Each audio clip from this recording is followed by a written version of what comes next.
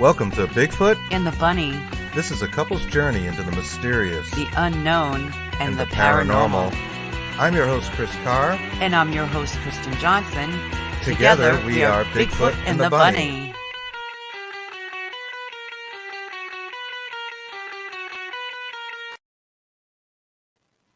Welcome to Bigfoot and the Bunny. And thank you for joining us. I'm your host, Chris Carr. And I am Kristen Johnson. And I know we just said that intro, but we wanted to say it again. We always do. Yeah, we always do. Make sure you guys know You guys are awesome. Thank you for sticking around. I know we were on a little later.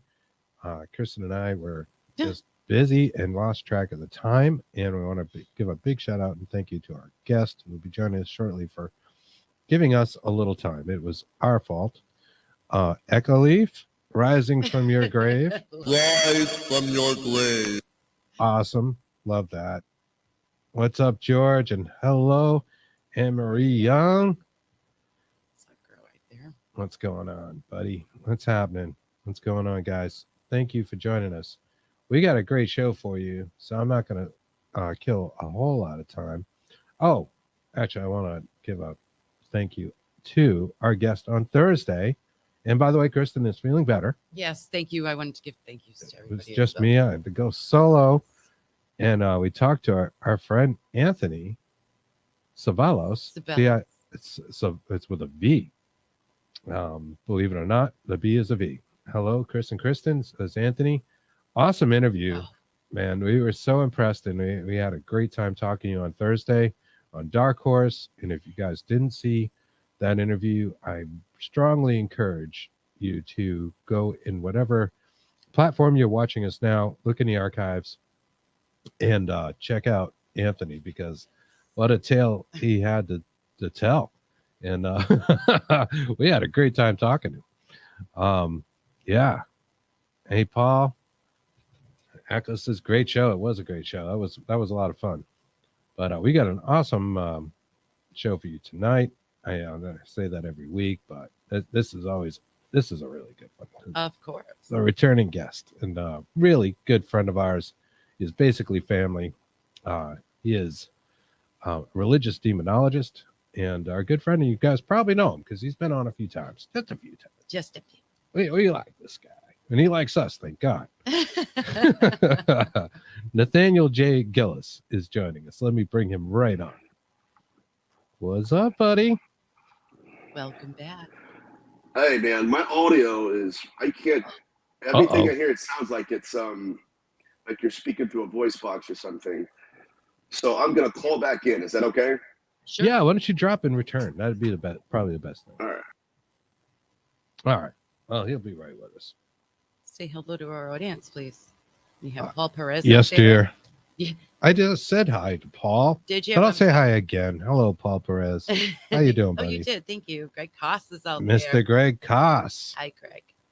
How you doing, sir? Good to see you tonight. And George says he subscribed to Anthony's YouTube. Oh, so, nice. There you go. Very Paul nice. says, haha, hello. And Sorry. I see it's back. Let's see. There Hey, we go. how's it now? Man, here's what you sounded like. You sounded like this. Well, you sound a little weird Yeah, to you us. sound now. weird right now. What is this? Should I Uh-oh. just take my AirPods Man, out? always gremlins in our machine when we get together. Oh, I had this issue on my last show I did, so it might be mine. You want me to take my AirPods out? I could just take them out and see if my voice changes better. If you want, it's up to you. Sure. We How got bad time. does it sound? Okay, hold on. It's not that bad, but it's Yeah, it's a little weird. You probably won't be able to. All right. What about now? Yeah, that's better. Yeah, actually, when you close up like Is that, it? I got you. they pull that closer Sweet. to you. It's possible. Yeah. Yeah, man. It's good to be with you guys. It's always a blast. We always have fun. Yeah. I'm going to take you up a notch on our side. There we go. I think we got this. Mm-hmm. Yeah, we've been doing this for a while. And it know. occurred to me today, I was thinking about it. I'm like, geez, Nathaniel, he's been on quite a few times, and like you just kind of getting out there and going. And Yeah. we were one of the first shows you were on, aside of some very big shows. Oh, yes. And we were just starting out. Right. And we really appreciated your, It's coming my on. honor, man. I mean, we've broken It's bread awesome. together. I've slept on your couch. Hell yeah, We're yeah. basically family now. Yeah, we are. Yeah, we are. And we had can I do this? A wicked good time. Can you read that? Somebody's Yes, looking at we the phone, did. they're like, what? What? What does that say? Yeah, We had a blast, man. I we loved do. it, We do. and I look I'm forward to hoping coming you're back coming up this here year. soon. In Yeah. we were talking about March, April time frame. I'd love to see you and hit the hill, Federal Hill. Federal Hill, baby. Oh yeah, we kill the hell, man. We'll hit 3 spots in one night. This guy, we'll take out with us. Stephen Auclair is a local friend of mine, of ours, and a great guy. I think you'd love him. He's a teacher. Heck yeah. He's a good dude. He's been on here too. And how you doing, Stephen? What's going on? I think you guys would hit it off great. Absolutely. We always say that. Yeah. For some reason. Yeah, man. Let's do it. I've known him for a long time. We used to play in bands together years and years ago. And you guys. He's a good dude. Yeah, you like him. So yeah, you're hosting Ghost Notes on the Leak Project, and I love it. I love it. You like it? Yeah. Yes. You got tens of thousands. It's an amazing show, and if you guys aren't familiar with it, look up Leak Project on YouTube. You're doing this about once a week. I know you missed one there. You had COVID again. I'm not mistaken. Yeah. Believe it or not. Yeah. Yeah. I mean, who hasn't, right? It's going around. Yeah. I try to avoid it like the plague. Yeah, I know, man. It pretty much was for me. Like you said, I felt bad because I text Rex, hey, dude, I'm not going to make it this week. And then I'd be like, I'm not going to cancel again. And then like the next week comes around and, I'm sick again. It's like, man, but, what a year. Yeah. We both had a lot. Really bad. Kristen was just sick. She was sick for, I don't know, 4 days, something like that. It was an entire, I felt like this. Yeah, she was sick last the weekend before. Friday and Saturday. It was really it's been unreal. Had more flus this year than any other year, but they did predict this. I know. Said, people it's awful.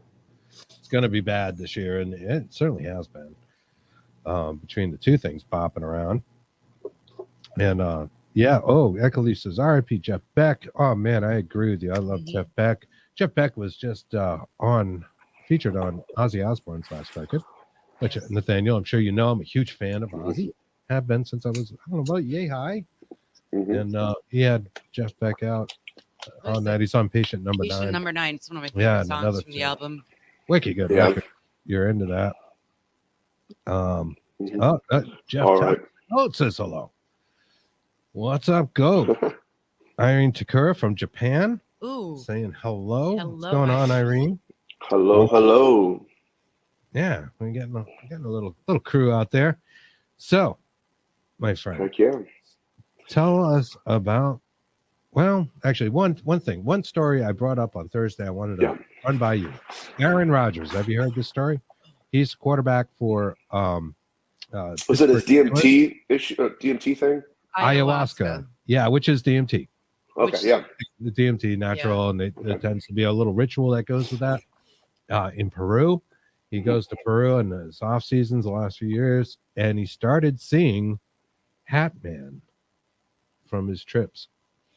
And and now he's haunted when he's not high. He's had experiences in the locker room, the lights shutting off one by one, when he's by himself, and he sees the Hat Man.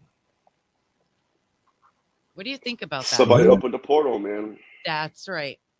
What do you think he is? And these shadow people, and I want to talk about old hag with you a little bit.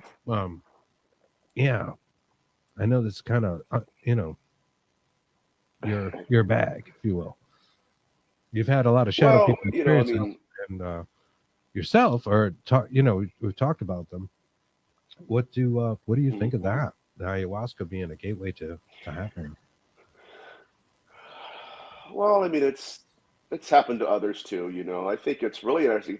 It's interesting you mentioned that because I'm going to be doing a show with Micah Dank Monday, recording it Monday. It's going to be about the Hat Man, and I'm not Heidi Hollis or Mike Ricksecker. Yeah, I'm not those people, but I'll hopefully be able to contribute. I do believe that some of these things are portals. You know what I mean? And some of these beings will use that to step into our dimension. It's just a crazy phenomenon. I mean, especially seeing it happen in the locker room. That's uncomfortable. Yeah. Yeah, I would think so. Yeah. But there's other phenomena occurring around him, with the lights shutting off and different things. I don't have the article up in front of me now, but he's basically haunted, right? and this apparently was triggered by the ayahuasca, brought it about. I don't know if he had any childhood experiences, and this just accentuated it or brought it back. I wonder, we talk about childhood experiences all the time. I know you've had some, and you had quite a few. You had visions and different things as a child. Actually, could you tell us a little bit about that for our audience who maybe hasn't seen you on here before? Well, so my experiences began at a young age. I was around 8.5, 9 years old, and I moved into a haunted house, and I saw my first full-bodied apparition. And so once we actually moved into the house, the being mutated. It wasn't a little girl. It was just trying to, capture my imagination as a kid. Maybe I have a friend to play with or something. But later on, it evolved, and I started seeing shadow people, shadow figures. I remember one night waking up to hearing a full-blown conversation occur just above my head. That's weird. That's the strangest thing I've experienced yet. But so that's what I had to go through to get to this point in the field and in my research. But I'm not alone in that. There are other people out there in the field, probably you guys as well, that had some amount of paranormal activity occur in your youth. And it opened up a door for you and interest. Maybe what is on the other side? What is going on behind the veil? But that's my origin story. Yeah, that's what I say, because almost all our guests, and we've talked about this offline, have had some sort of haunted experiences. And Kristen and I had haunted childhoods, extremely screwed up. Kristen was pushed down a flight of stairs by a shadow person. I had clowns. It was really weird. And I know that sounds bizarre, but that was what was in my room, and they took on life, and they were terrifying. You want to see that? What was it? New Year's Eve freak out I had. There you go. Because I had to talk about shadow people, and I was freaking out. We talked about it, and she's still traumatized to this day. I wasn't drinking, but as soon as we got off line, it was like 11:30, and I was like, just go get me the champagne now. I really need champagne. I'm serious. Yeah, it's true. It's true. I've been there. You could see the horror as she continued to talk about it, I had such bad anxiety from it. I can't really talk so much in depth about it because it really triggers me. Yeah, people can go two ways. So I went kind of the other way. I had more of an interest in this stuff. I had an interest in the occult at a really early age, and it's stayed with me through my life because I think I know that it's real. I guess it's just that knowledge. Where it took a long time to get Kristen involved in this stuff. As you know all this stuff. And I think a lot of our audience does. I don't want to dwell on it, but these childhood experiences do seem to kind of come back in some way, shape, or form when you have adults on shows like this one, and to show an interest, or you're at a convention or whatever it is, and you're talking to somebody as as an adult, they're interested in this, or ufology. It could be aliens, could be friggin' Bigfoot looking through their window when they're a little kid. It can be anything, but there is something about the others, and we'll call them the others. I think they walk among us. What do you think? It's very possible. I was thinking about this the other day. I mean, it's not just that the phenomenon exists. It's not just that we know the phenomenon exists. It's the fact that it can hide underneath our radar. It's the fact that shadow people are in the corner of our eyes, in the corner of our vision. Right? It's the fact that it's literally there, but it's nowhere all at the same time. So imagine the phenomenon being so much present, but having the ability to just hide just enough to where it keeps us seeking, wanting to know more about it in a way. But yeah, I mean, there's something out there. We just don't know what it is yet. Right. We want to know the hows and whys. So many similarities between ufology and paranormal, even cryptozoology. We're seeing some of the same phenomena that occurs. It could be poltergeist type activity, visions, sleep especially is a big to do. People going to sleep, and the old hag, are, interacting with these beings, even not the old hag, things like the Hat Man or shadow people or aliens, abduction phenomena, which we've talked about a lot, you and I, and Kristen, of course, have talked about these abduction experiences and these kind of hypnagogic, hypnopompic states. What do you think it is about that? Why does the face keep changing? Do you have any thoughts about that? Like, why was one person see an alien and another person sees an angel? I think some of it is limited to our perception and or interpretation of the phenomenon. It's I believe, again, I'm a proponent of the single hypothesis theory or the single origin theory. I believe we're all dealing with the same phenomenon that's just been masking itself throughout history in different ways. It's just like when you have experiencers, let's say you're abducted by aliens, but next thing you know, you start seeing shadow figures, right? And then your house starts to be haunted when it was never haunted before. Right. What? So that leads me to believe that there is a profound connection that the phenomenon has, not with other phenomena, but with itself. And with reference to, okay, there are different masks. Again, I do believe that they are propagandizing many of us to believe in one phenomenon and not the other. And the other is really possibly what it is. It's just trying to switch. You know what I mean? So yeah, I think that's really where we are in the research, is trying to understand what's real, what's not, what's propaganda, and what's not. I did a show it was on Ghost Notes talking about how they have access to the dead, and how to know who died, when they died, when people will die in the future. So the conversation has to shift from not just nuts and bolts, but to the issue of consciousness, where it originates, and what part of us they're tapping into during any and all of these experiences. Yeah, no, I agree. Joshua Dixon says, how we perceive it. He mentions it, and that's a good point, Joshua, because it could be our perceptions.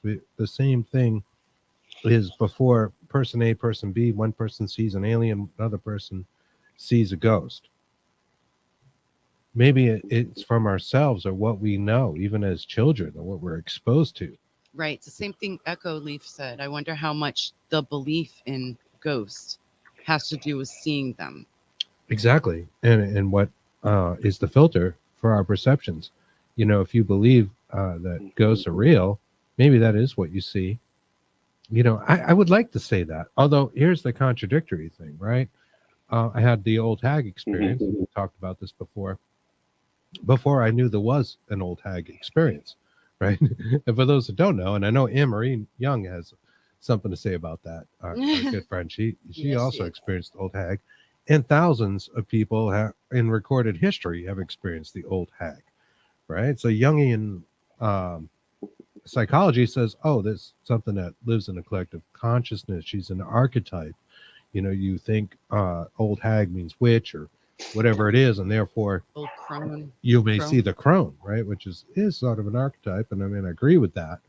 Although what is strange is the phenomena that surrounds it.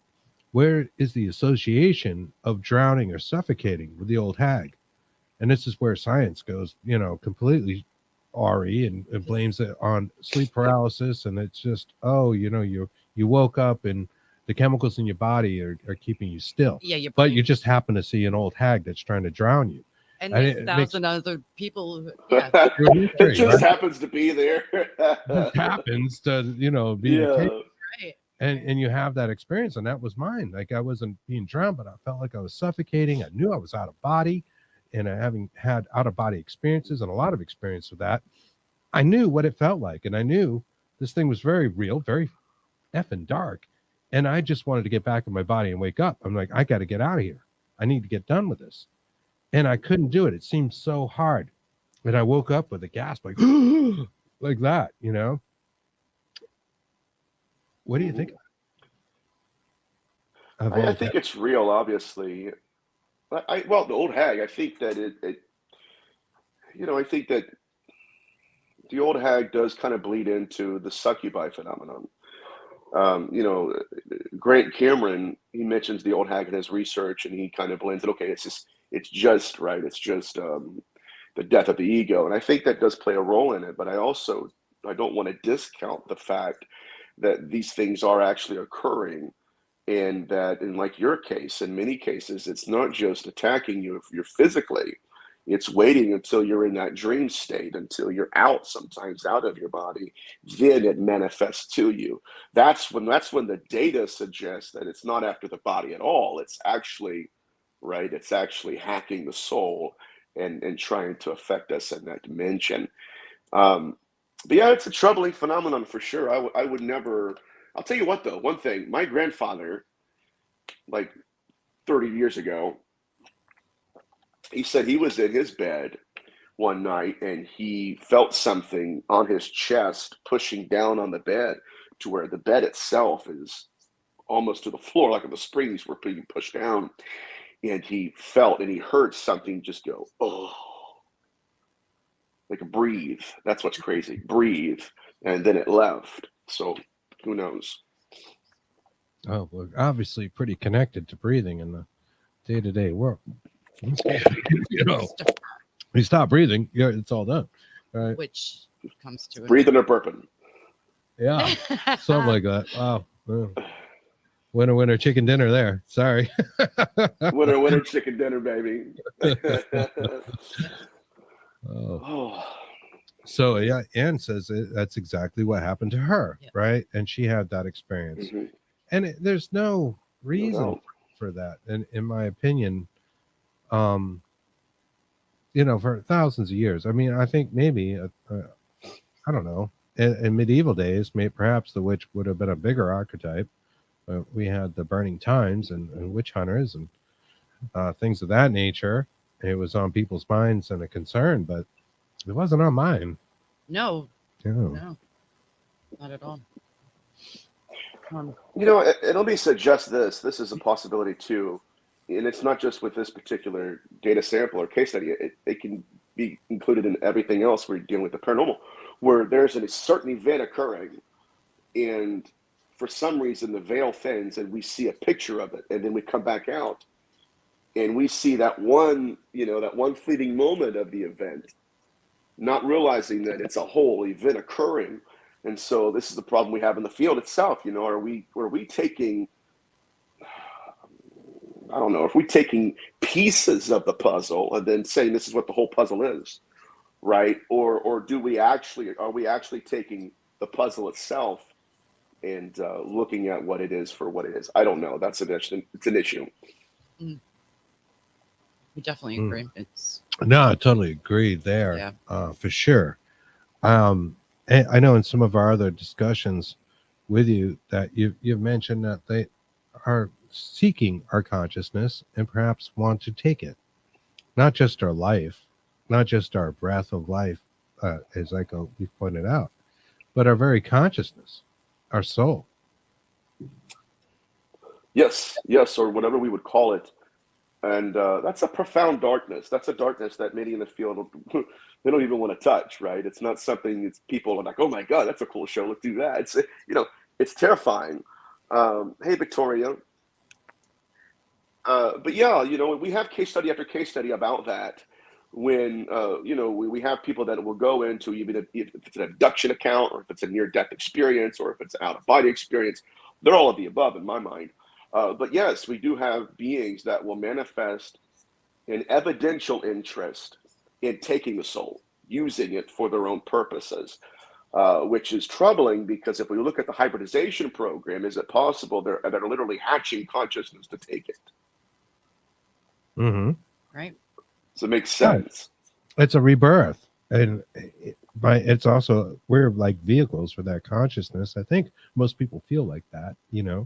We're spiritual beings living in a physical body, and all of that goes with that, Mhm. you know, if you could take the spiritual body, you got something far more valuable than the physical one. This is disposable. Oh yeah. We die. Oh We yeah. time. It just comes back. It's all the same matter. You know, why we're advocates for things like animism and panpsychism, because we know we're made of the same stuff. Mhm. You know, this stuff, it doesn't go away. Same stuff. Same stuff. We have a wicked good time. Yeah, where'd I put my khakis at? Yeah, you know, yeah, it's this whole consciousness thing. I mean, it's impossible to look at the near-death experience literature, the abduction literature, and not conclude that at least some of these beings are training the soul for the afterlife. Now, that is a weird thing to say, I understand. But with Betty Luca, they were training her how to fly a craft. But they weren't training her how to fly the craft in terms of muscle memory.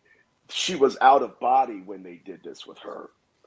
So there's something, and I dare say there's something very spiritual even occurring all across the board. Yeah, most definitely. It's That's true all with the muscle mass. I just spiritual. thought about that. Yeah. I mean, we are the physical bodies living, you know, spirits living in a physical body. There's no question. So much happens in our heads. Like, how do you even put that together? I mean, between a wake state and a sleep state, what is the difference to your mind? There really isn't, unless you recognize that you're dreaming, right? Right. For all intents and purposes, that is reality.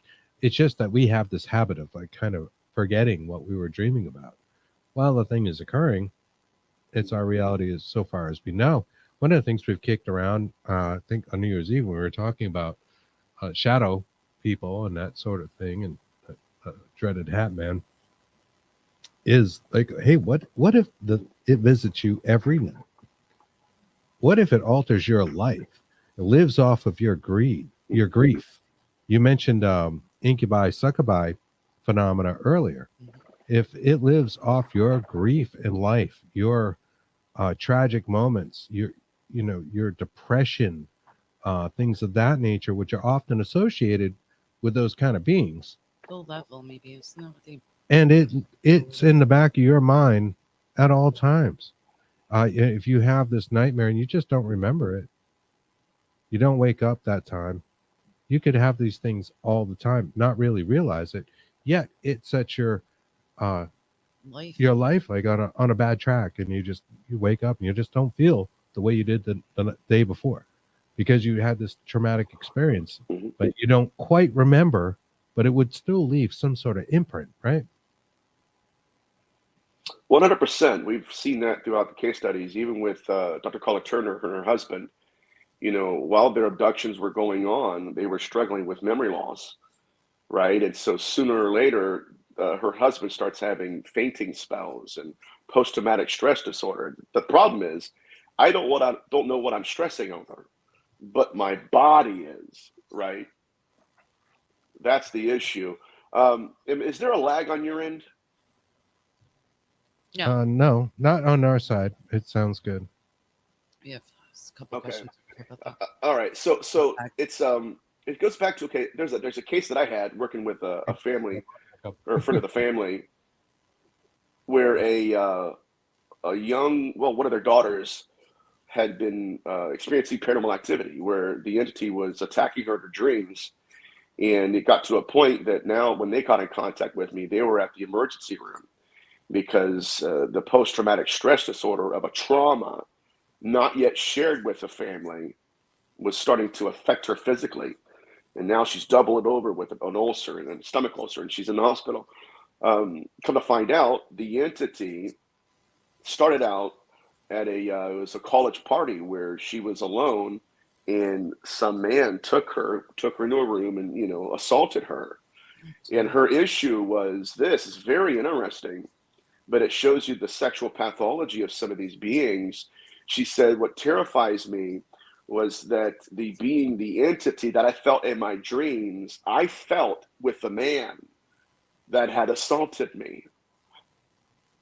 So the entity, it's literally like they had influenced a certain situation in her life to create trauma and now it's returning to feed off of the fear. That's exactly what I'm talking about. So it kind of derails your life. Say this stuff happens at an early age, pre-adolescence, going into adolescence, where everything is so intense and emotional. Your life starts to derail. You start to go down a bad path. Bad things happen to you. Of course, this is going to lead. Was that potato chips? Dude, I don't know what's going on with my audio. To bad things happen in your life, which they could feed off of. If they there we go. Yeah. Feed off our depression, our grief. They're feeding off these emotions. If emotions is like a currency to the others, we'll call them. Right. And they have a way of derailing your life to that. Wow. Yeah. It's intense, isn't it? Remember it? It's in your sleep. It's in your head. Yeah. I mean, they say trauma is passed genetically now. They have instances of that occurring. So why is it so far-fetched to think, a person has so many dreams in a night, you only remember what you were dreaming about when you woke up. Right. 30 dreams back, there was basically a Freddy Krueger figure. That's right. Slicing you up or something. You know what I mean? It would have an impression on your day, right? Well, Wes Craven, he made Nightmare on Elm Street. He actually got that from a child that came over from Cambodia. Mm-hmm. That was, his parents said, had really bad, like, night terrors, they call them, like really bad nightmares. And they came over here and immigrated here, and they kept having them. He kept having them. And everybody said, oh, he'll be okay, U.S. side, whatever. Mm-hmm. And sure enough, the child said he was being chased and stuff. And one night he fell asleep and never woke up again. And that's what Freddy Krueger is based on, because of what the child had saw. It was like a Batman shadow person figure. So they labeled this as Asian death. This is an actual thing. Thousands of people have had Asian death, where the Philippines, they call it Bangungut, Japan, Irene Decorah, Pokori, and it translates. Thailand has something else. It all translates to nightmare death. Right. Sudden induced death syndrome. Yes, SUDS. Yes. It's like SIDS, but not infants. It's sudden unexplained death syndrome. There we go. Yeah. It's intense, guys. Check this out. Like when I was a kid, I'm so glad, by the way, I took my AirPods out. There was a lag, and I felt like an idiot because I'm over here like, and it's like 45 seconds later. Sorry. No worries. No, don't be sorry. Yeah. So when I was a kid, guys, as if it wasn't enough that I was waking up in the middle of the night and listening to conversations going on, nobody's there. As if that all of that wasn't enough, I can remember going to sleep, and it was the same nightmare over and over again. Nothing changed, and it was all in black and white. And I'll go ahead and tell you guys a nightmare. I was walking slowly towards this area where people, it's like a reserve where people at parks will have like family reunions and birthday parties. And I saw two young men sitting on a picnic table with their backs turned towards me. Now, for some frame of reference here, I was 8 or 9 years old. Okay. Mm-hmm. Very innocent kid. I had no idea what drug addiction was, no idea what suicide was. Very pure, as a child. Sure. And as I was walking towards this picnic table, one of the kids I noticed had a needle in his left arm. And he doesn't look at me, but I noticed he had a needle in his arm. I remember thinking, man, why is he getting a shot? Why is he giving himself a shot? And then the young man on the left, he turns around, he makes eye contact with me. He pulls out a black .357 Magnum, puts it in his mouth, pulls the trigger. I would then wake up, and the energy in that room built up to a certain crescendo, and the hair on the back of my neck would stand up, and it was paralyzing fear. But I kept going over and over and over into that dream. You know what I mean? And there has to be a reason to that. It can't just be they're wanting to communicate with us, because that's right. There Right. has to be something, and this is where I lean heavily into there being parasitic entities out there, just like the individual that I mentioned earlier, where something traumatic happened to her life. And what that being did is, I believe he influenced that situation, right? He coordinated certain events and used the trauma as a womb to step into her world. Now, the way I dealt with that was heal the trauma, close that door, right? Once that door is closed, that entity, when next time he comes to knock, doors locked, everything's healed over, we're moving on. It no longer has authority, or what I call established authority. Well, But we what hope. we're dealing with now are portals, right? Not just egregores or tulpas, something deeper, where the entity will mold the mind of the victim and then step out of it. And now I have an image, or now I am real, right? It's not just that, oh my God, I never believed in this and it showed up. No, this entity, it gets back into this. And I don't want to ramble, but now that we have a better connection and I can hear you guys and everything. I did a lecture one time and it was about idolatry in biblical antiquity. And one of their teachings was pretty profound. They were talking about Pizzozo, and how that Pizzozo was a demon. But before it was a demon, it had captured the imagination of one individual. And so that individual goes out to a blacksmith, or what they call an artificer of metal. And he tells them, okay, this is the dimensions of this demon. All right. And so the blacksmith says, okay. And so he starts molding a metallic representation of Pizzozo. This is wild. And then what happens is that individual took the statue. This is what I tell people: they possess statues before they possess it. And now they take it to the house. And in the middle of the night, Pizzozo begins to bend that metallic statue and sticks its head out and runs off out into the shadows. Now, what we see here is something fascinating I think we all need to pay attention to. Before that blacksmith molded the image of Pizzozo, Pizzozo had molded the mind of the person that went to the blacksmith. Right. That's kind of where we're going there, right? But the dreams, and maybe you don't remember them. Oh, and what 100%. Not to break your stride in this, but think about this: how many people die in their sleep? Right. It's just unexplained. That cause of death, died in sleep. Where are they going? Yeah. Well, what happened? Right. Maybe they have 30 years of these dreams behind them that they don't recall, or once in a while they remember one. So, well, that was messed up. And then they just die in their sleep. Is their consciousness, their soul, gone? Right. They die. Did they move on? Do we know? We don't really know. That's why we're doing it's a big unknown. Why? So the wild. We talk about like the people that are lived through it, that talk about it. But we don't really talk about the people that maybe didn't. And what if the old hag actually does drown you? And some people don't make it through that experience. Right. Right. And they never live to tell their story. Yeah. You never know. Right. This gets back to something I touched on Leak Project the other day was, if we start looking at the case studies and behavioral patterns of these beings, and you've heard me say it before, they play by their own rules.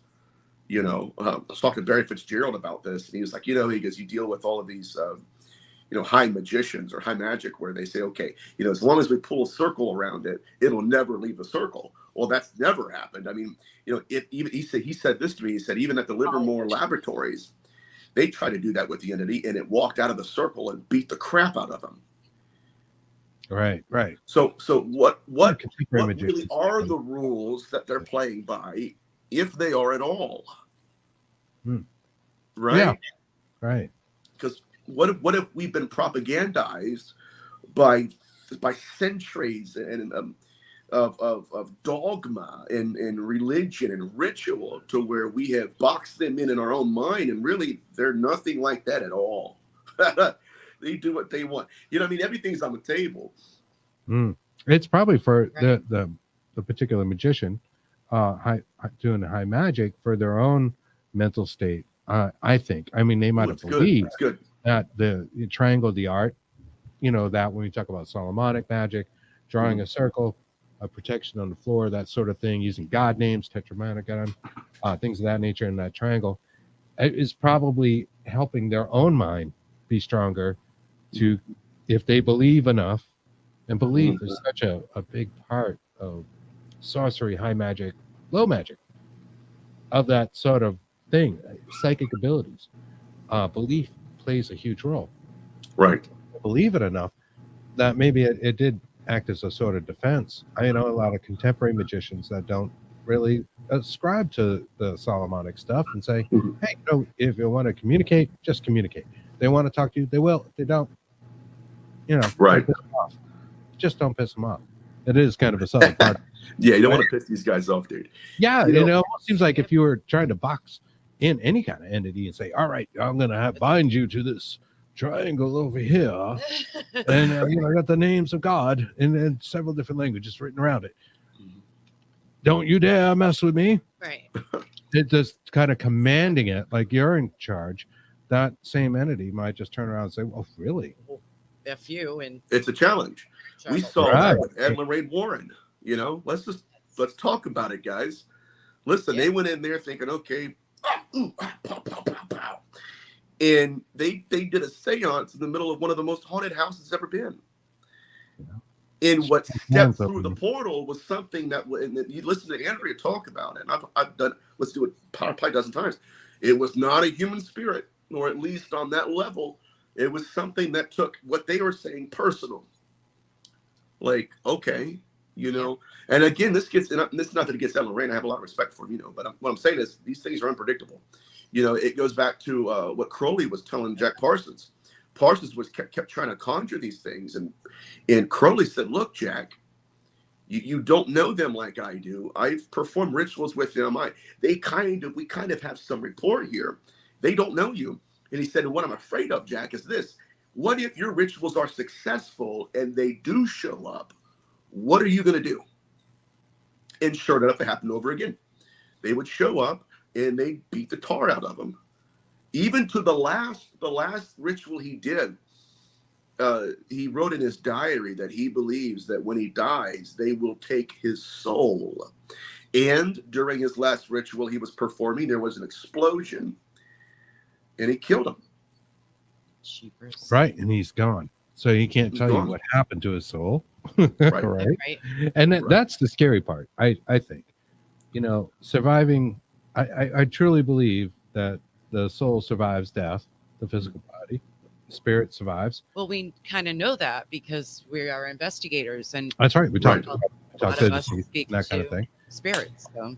Well, what happens if it doesn't? And is that scenario a possibility? So many questions out here. I need to get to a couple of these. Victoria asked you, Nate, is it possible to do all your shadow work and then say, hey, I know what this is about and I'm ready for the good stuff? Would that help bring the good stuff into reality? I've learned a lesson and I'm ready to move forward. I would like the definition of the good stuff and shadow work. Because people have different definitions of that. Right, you're dealing with the darker aspects of the self. Maybe to so I have in my history, I think that is possible. Yes, Victoria, very good question. I do believe that's possible, but see, the problem is, and this is kind of, it deals with maturity. It deals with testing spirits, and I'll tell you what. Once you get to a certain dimension of understanding, you have what's called discernment, or you could pick it up on people. You could pick up attachments, and you know how to navigate that. I tell this story many years ago. Shoot, I say many, about 4 or 5. I'm only 34.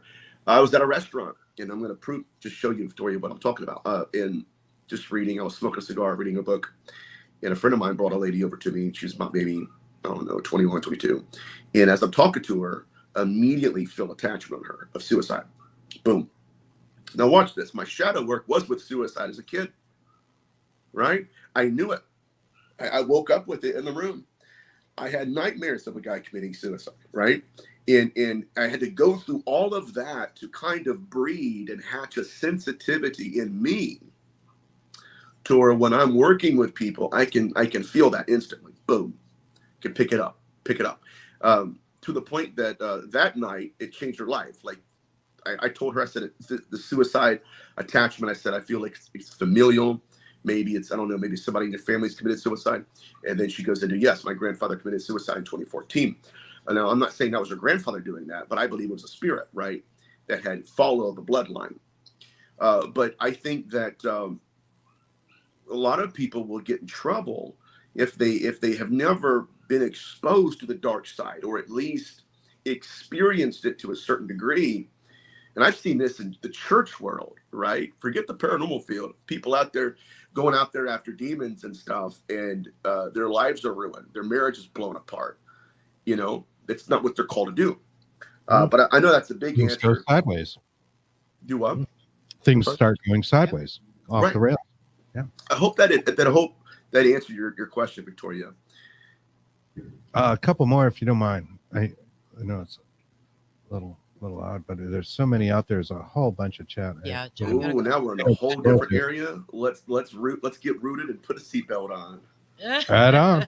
All right, guys. Jack, our friend Jack Kilowatt says, never thought of this before, but what if possession is a way for evil spirits who refuse to move on? What if that is a kind of reincarnation for them? It is transmigration, actually. Right, reincarnation is dies, it goes on the other side, then it's being reborn. Now, transmigration is historically the theme of possession, the theme where spirits who they refuse to move on. In other words, they refuse to die and go there. And so what they will do, we talk about this in lectures when we're talking about the incubi and succubi. This is an ancient rite where possession of a person becomes pregnancy of that invading spirit. Now, these were, in ancient times, these were the hungry ghosts who, it's going to blow y'all's mind, but we got to go there, would actually inseminate a woman with a fetus and then place its own consciousness in that fetus itself, to where it's not reincarnation. It's still here, but it wants a body, so it's reborn in its transmigration. Now my soul is in that body, right? Now, this is why we need to understand the dimension of possession. Possession to us is pregnancy to them. And so this is why when I get into the hybridization program, I believe that's 100% what's occurring. These are spirits that want to be reborn. Why? Because they don't want to die. What happens to the original? I don't know. Spirit? Does anybody I think, you're talking about the original consciousness of fetus? Killed in some way? Yes. If that exists and the fetus has a consciousness, the other moves in because it's vulnerable in that state. Maybe that's a point of vulnerability. Yes. Not unlike our hypnagogic, hypnopompic states we talk about. A point of vulnerability being in a fetus. What point? I mean, what can you do? I mean, they're totally vulnerable to everything, right? Yeah, and I'll tell you what, guys, this is something that I haven't mentioned. I mean, I've mentioned this text before, but I've never kind of weaved it together like I am now. If you look in the book of Ezekiel chapter 13, Yahweh mentions two pathologies, two behavioral patterns that are remarkable in comparison to what we're seeing now in the field. Number one, he talks to those people who hunt the souls of men to make them fly. Now, in demonological work, we would call these beings dream demons, where they will induce a dream state or a sleep state in a person, take the soul out of the body, and then do something to the soul and put it back in, or take the soul in general. Moving deeper, it's in that same passage that Yahweh mentions something that I've missed for a long time, but they were called piss prophets. And he goes in. Yeah, did you say piss prophets, really? Piss, like P-I-S-S? Yes. Okay. Yeah, now, what this means is going to blow your mind. He makes that reference. Then he goes and he said, and you do all of these things for wheat and barley. Now, this is so interesting. One of the ancient, most prolific ancient way to test if a woman was fertile. What do we get to, guys? Hybridization program. And if she can conceive, was to take wheat and barley and to relieve yourself on it, urinate on it. And if one grows or if one doesn't, they would tell if they were fertile. Now, what we're dealing with are entities that will monitor, this is what he's referring to, right? Monitor the fertility of women. Oh. It's exactly what we're dealing with now in the incubi phenomenon or the UFO abduction phenomenon, right? See where I'm coming from? Oh, yes. He's got two of these guys in the same scripture because I think they're the same beings.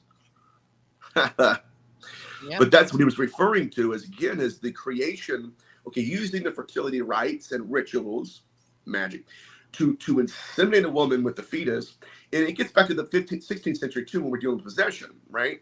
Women were being induced to a dream state.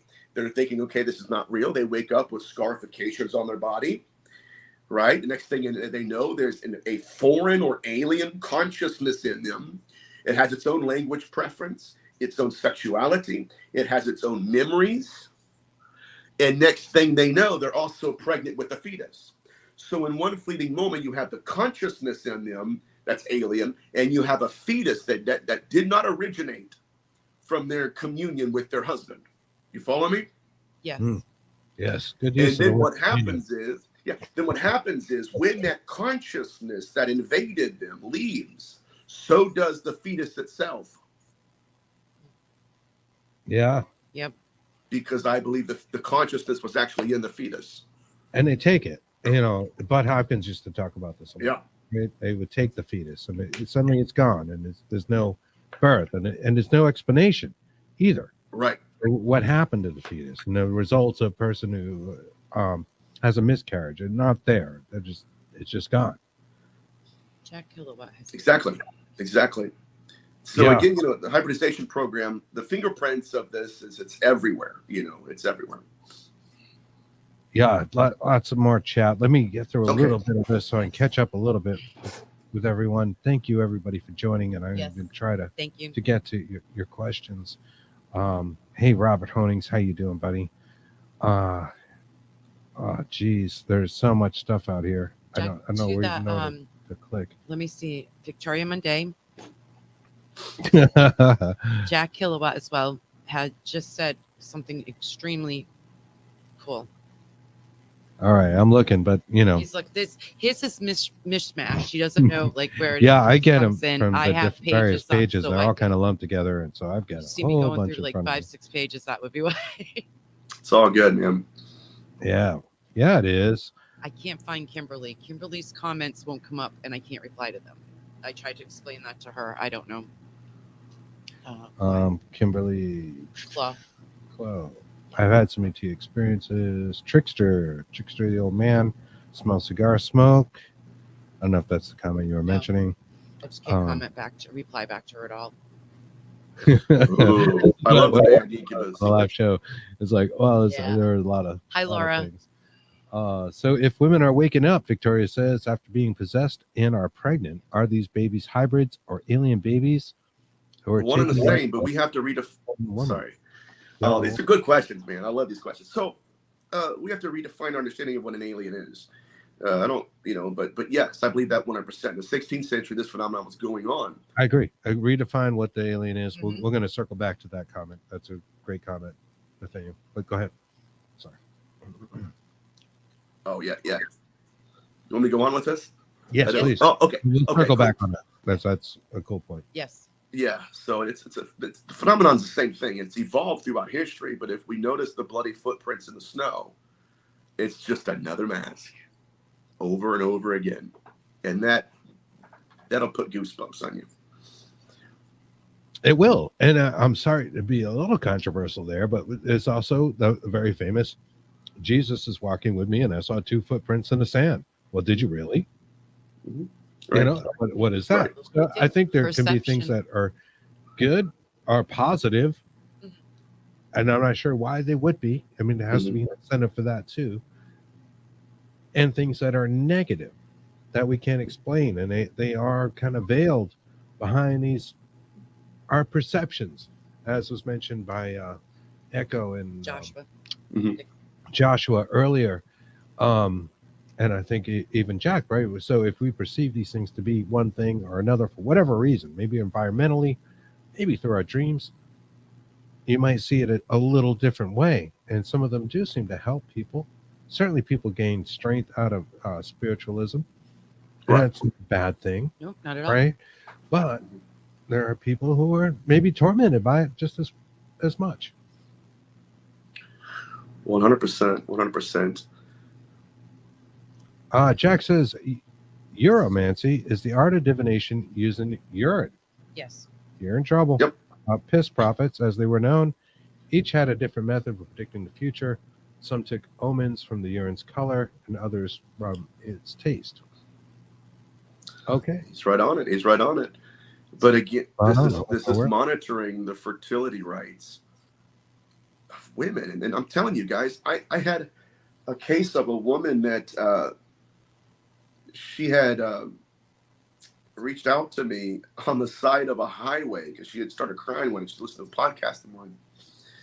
Anyway, she talked about how that from a child that these beings were taking her was as soon as she started becoming fertile, right? As soon as she started growing into, puberty or whatever, they began to take her, running tests on her. And from like, I don't know, 12, 13 to like 60, 50, something like that, she said, it's actually about 50 something. It's been years ago though. But she said, yeah, she goes, they were monitoring me and I was being assaulted in my dreams and stuff. And she said, but then she said, I got a hysterectomy and didn't even think about it. It just, boom, escaped my memory. And I did it for health reasons, right? But, this came about and bam, bam, bam. Next thing you know, these entities manifested to her again. They're going to use her as a breeder. Hey, I hate to say it like that, but that's where we are. That's where we are. It's sad. But she said that once they started doing the physical examination, they realized that there's some parts that are missing, right? Mm-hmm. We cannot use her anymore like we have. And she said, this is interesting. They abused her, not verbally, but psychically. They abused her. They began to call her names in derogatory terms. And she said it was strange, Sure. But yes, it is a harvester, a breeder. And this gets back to Victoria Monday's question, was yes, that the thought in antiquity was that there were ghosts that, and not just this, but that there were magi or magicians. This is called the red rite. Oh, yes. That when they were dying, and this again is the incubus phenomenon, when they were dying, they would take seed from another man and inseminate into a woman to create a fetus, a literal body for them to possess when they leave their body. It's the transmigration, right? Sure. Yep. So it's disturbing, but it's still occurring, and we have cases like that with Betty Luca.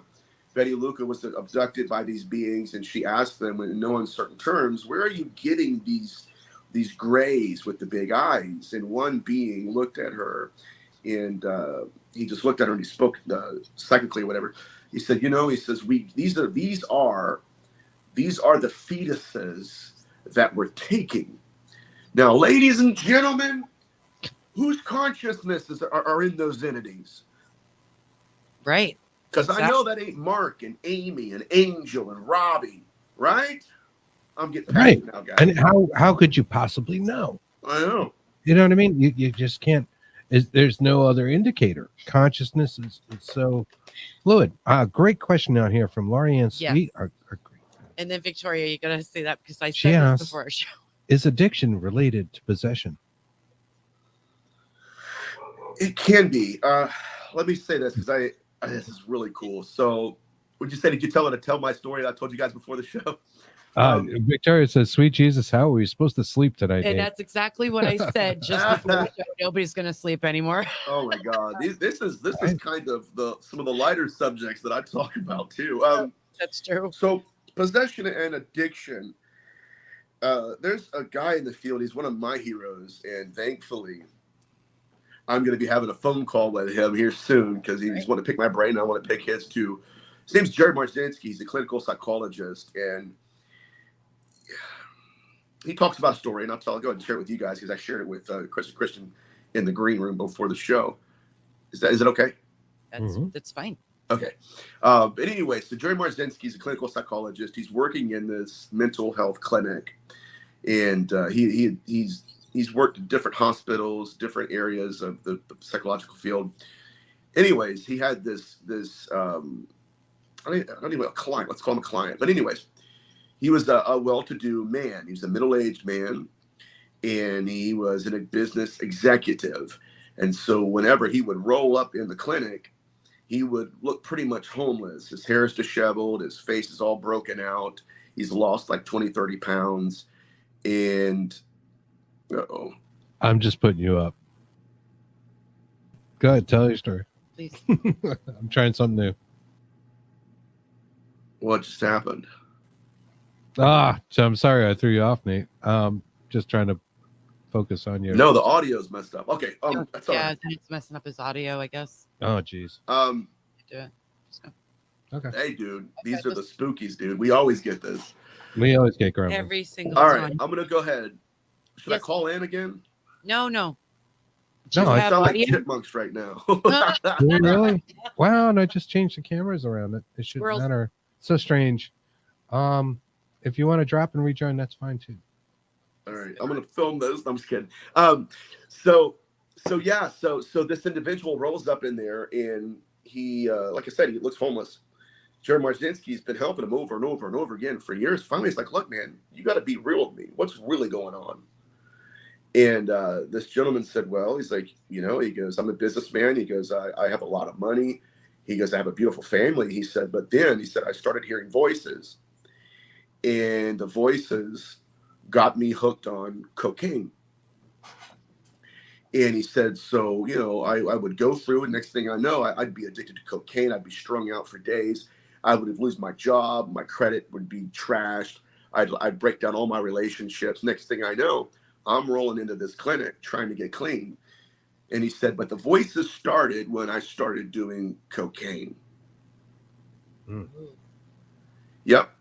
To answer a question. So another vulnerability, right? It just makes you vulnerable. 100%. Whatever it is. Or maybe it's the ayahuasca with Aaron Rodgers that we talked about earlier. A portal. Yes. And so he says, and he says the voices would stop once I got clean and sober. He said, and then the behavioral pattern repeats itself. Now I'm back in the world, right? I got my family back together again, all of this stuff. And he's like, but then I'd lose it all. And he said, but let me give you a glimpse into my world. He said that I would be asleep at night when a voice tells me to get up, put clothes on, get in my car, and drive south. He said, so 30 minutes later, I'm driving, and I've forgotten, I don't even know where I'm going. He's like, I was just trying to calm myself down and stop the voices. He said, but 30 minutes of driving in the darkness and turning at red lights, he said, suddenly I find myself in the middle of a cornfield, and the entity in my ear tells me to bend down and pick up this black duffel bag. And inside the duffel bag is a kilo of cocaine. And he said, and then Dr. Marzinski, I take the cocaine. The voices come even more, and now I'm back in the clinic. Right? That's absolutely crazy. What a crazy story that is. Yeah. Oh, I know. It makes you really think. How many crazy stories surround addiction? Exactly. People do things that is just so out of character. Addiction, possession. Right. They seem to run hand in hand. Said, yeah. And it seems to be the experience. What was this about the two? No, no, sweetie. I don't know, my friend. No, sweetie. I do tend to think that these things definitely go together, and it's all about the vulnerabilities. So if you're born fully whole with your own consciousness, you got to run and start. But there are places in our life where we are definitely vulnerable, and sleep is one of them, for sure. Addiction would be another one, right? You're not exactly yourself. You're opening a portal. And so that kind of, if you look at it that way, that's like saying we open a portal when we go to sleep. And perhaps we do.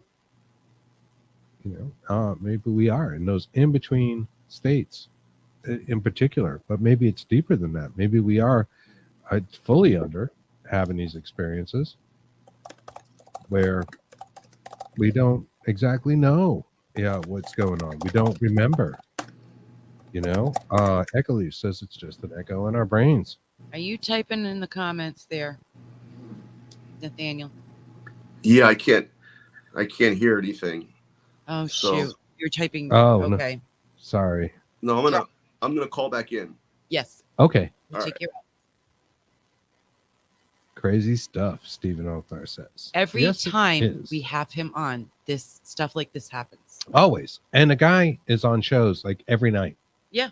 And he doesn't have issues. But we get together, and you should see when we get together in real life and we're hanging out. The weirdest shit happens. Yeah. It is so strange. That is how it rolls. Let's see what we got here. Kimberly says, how do you guys feel about spirit boxes and pendulums? Well, I can tell you, Kimberly, we love them ourselves. Is it opening a portal? Yeah. Kimberly, for some reason, we're open-minded to a lot of the stuff, and probably more brazen and brave than we should be. We have had issues. It does happen, and it can happen. And do we believe that people can absolutely run into trouble and it's not exactly safe for children? Yes. Some reason I cannot reply to you on the comments. It just says pin the comment. Okay. So I just wanted to let her know still. How do we protect ourselves while sleeping? That's a good question. Yeah, let's see. We can bring Nate back on. We'll get his opinion on that. That's really good. I'm going to go with set an intention. Is if you know that you've been having nightmares, Laurie, and you know that something might be going on, or some feeling that something might be going on, I would say set an intention before sleep. Feel negative energy around you. And better. Were you able to hear us? Wait till after the show when I sing you. I swear to God, it sounded like Chickmunks sounding like singing a Christmas song. That's why you had your phone out. You're like, oh yeah. I could, and then the demons. I couldn't do that. Like, hilarious, dude. Like, and what do you say, Alfie? I was like, no, I can't do it. I gotta. I'll tell you what. With the sleeping thing, I'll tell you. There's a group of us researchers that believe that iron influences, or at least creates something, a barrier with these beings. When these dream demons were visiting women in Mesopotamia, it's the same as the missing fetus syndrome. But what happened was, the Lamashtu, she would descend down at nighttime, stare into the eyes of the sleeping woman, stare up right there, and then steal the baby. But what they started doing is they started I'm not saying to do this, but I'm saying to wear iron, have iron near you, even if it's a necklace. What they were doing is they were creating second faces, wearing that as a necklace and sort of an amulet, in hopes that Lamashtu would, I don't know, be really dumb. I don't know, but yeah, and then she would like, oh my God, that's not, so essentially she would stare into the eyes of the amulet, but iron does seem to be historically. There's all this stuff that points to iron. I heard many moons ago. I was in a coven, and one of the things I learned was that spirits, I was told, cannot cross iron, and this is why you see things like iron gates. Yep. Around homes and that sort of thing. It wasn't just because it was the workable metal. It seemed to have some sort of metaphysical properties. Mm-hmm. Right. But that's what I mean, obviously religious amulets. What is your religion? Right. Go that direction. And we use powdered iron. I just told Victoria, she's like, ooh, iron. There's iron gates. Like exactly what you just said. And we have powdered iron behind us. We carry a little vial with us everywhere we go. On an investigation or something, in a place that we might, feel a little sketchy about, feel a little sketch. Yeah. We might bring a little iron with us. Mm-hmm. There we go. Oh, I have one in my pocketbook at all times. I have one in my coat at all times. Echolese says, some say we should not sleep with a mirror in our bedrooms because of the possible portal situation. Yes. How do you feel about that? Mirrors. Oh, well, I do remember the tradition that this stems back into Jewish mythology, but that the dead do not like mirrors because when they look into it, they realize they're dead. They can't see themselves, right? That's why it's really strange. I mentioned this on Thursday. It says you really can't photograph a spirit, and the point he makes in that he goes on and it explains the possibilities for it, but says you don't have a physical body. There's nothing for light to reflect on, and I think that's a good point. It is. As far as I don't believe they're portals, but I do believe some people have said that. Shiny things have entertained humans for millennia, right? Yeah. In all the continents and in all places. I'm just waiting for the blowback from that right there, the shiny thing. The haunted bag of squirrels. You're gonna say it or not? Womp womp womp. There you go. Victoria says, "Is that why old cemeteries had iron fences?" Yes, it was the most common metal, but at the same time, there seemed to be something intrinsic to iron that maybe is a little bit more. Kimberly says, "I've literally heard my brother's interaction on the phone with the hag. His whole voice changed. It was so scary. That's creepy." Kimberly, I had a case. Oh my goodness, where it wasn't an incubus case full out, but, and I say this, I don't even know how to say it, but the entity was kind of trying to manufacture consent within the woman. And so when I had to go in there, he was like playing with their hair at night and stuff. Whenever she would be alone in bed, it would get on the bed and displace its weight so she could literally feel something crawling up to her.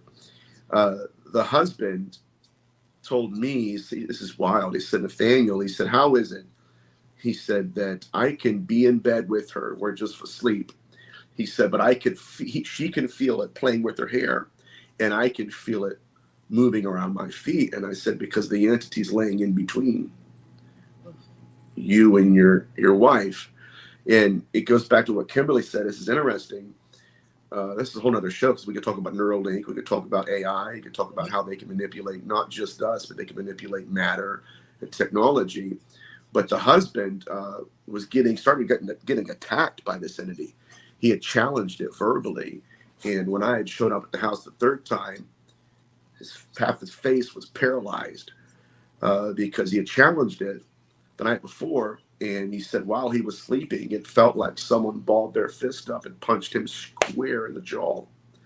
So he got back from the hospital. The doctor said, "Did you get a fight with somebody? Because this is usually, sudden trauma on your face. Sometimes it causes that."